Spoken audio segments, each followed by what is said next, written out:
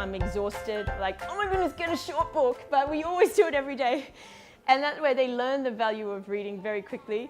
We spend a lot of time at the library. We visit those places, and in Kinokuniya, and at the secondhand bookshops in Bras Basar. So we spend time in those places, so we value those outings. We have bookshelves with our books. When it was a rookie era, when I was early on, I put a bookshelf on the wall, one of those lovely ones. I thought, oh, it looks so amazing on the wall. But the children couldn't reach them. So that was a terrible era. So now we make sure all the books are down low, so they have unlimited access to books. So during the day, they'll just naturally go and sit and read a book, reading as in looking at the pictures, but that's reading to a child. And then I think another important part of that, because I'm a homeschool mum, so reading, learning happens quite naturally. It's all about creating an environment. So we not only have the books down low, but we also have, but now we have scissors and glue and pens and paper and everything down low. So they might read something, and then when they internalize that knowledge, they then go and produce it very naturally without me asking them to do it. So to give you an example, I was a bit shocked the other day when Augustine came back and said, oh, Mum, I've drawn 2 naked people. I was like, oh my goodness, what's going on? He said, oh, but don't worry, it's Adam and Eve, and that's the tree of knowledge, and that's the serpent. Oh, it's a mango tree, and there's a bird in the Garden of Eden. So he'd taken that story and he's internalized it. So it's no longer superficial knowledge. That is deep-rooted knowledge. That's now part of his being.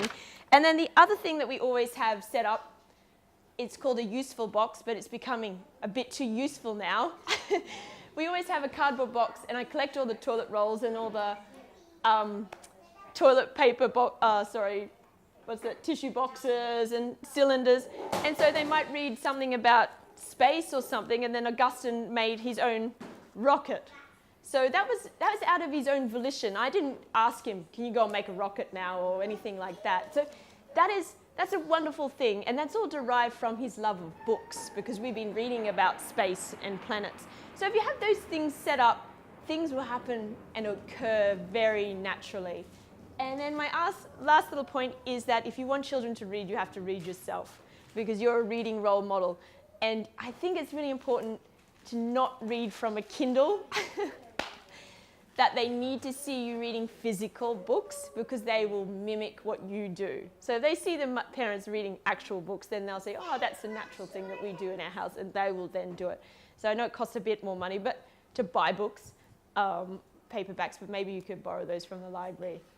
And I did have one last point, and that's about classics. I'm a big believer in classical literature for children. I don't think they should always just have classical literature, but it should definitely be a component of their library. And I believe that because a component, you don't want it all to be like that, it can get a bit heavy. But for example, some classic books would be something like this.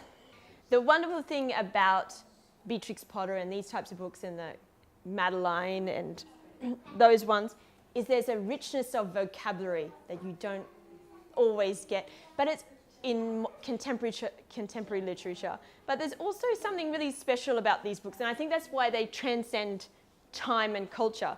So for example, this book, Babar, which is definitely probably one of my most favorite books, if you read the first part about Babar the little elephant, you'll see, I'll just read you these 2 pages too.